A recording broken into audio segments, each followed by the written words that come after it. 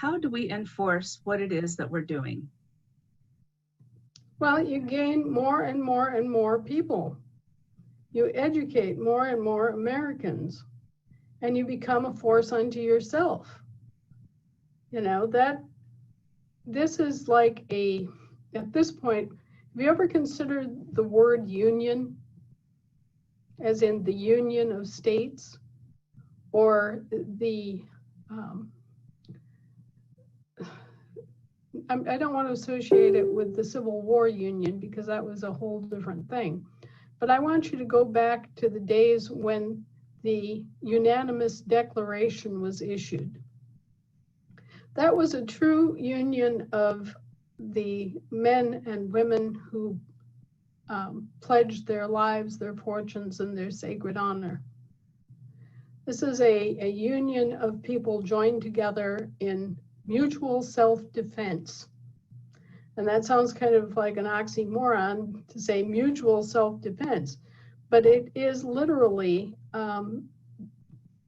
you want protection for yourself and for your persons and property.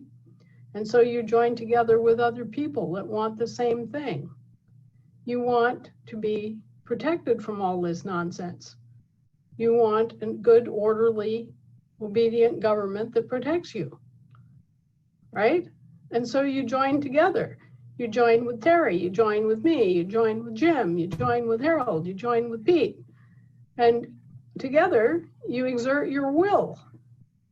And you also exert your lawfulness, because your lawfulness overstands all legalities. Now, the British don't like to hear that. The British are content being subjects to their queen, but we never were, and we owe no such obligation. So, you know, poo-poo on their equity system, which is no law system at all, but just a matter of discretion. And let me point out that when obeying the public law becomes discretionary, you have no law.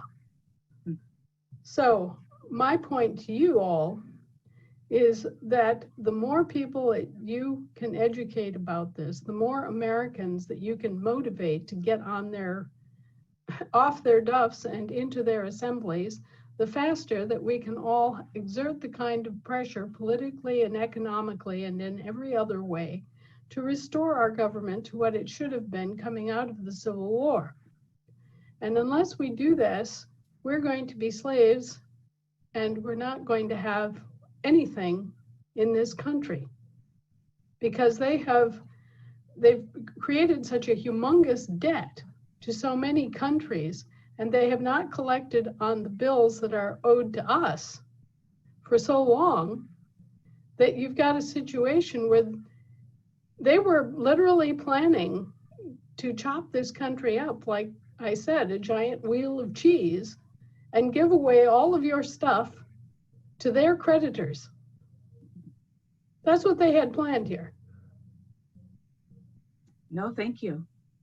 Links to Anna's articles and resources can be found in the video description box. Thank you for subscribing, liking, and sharing.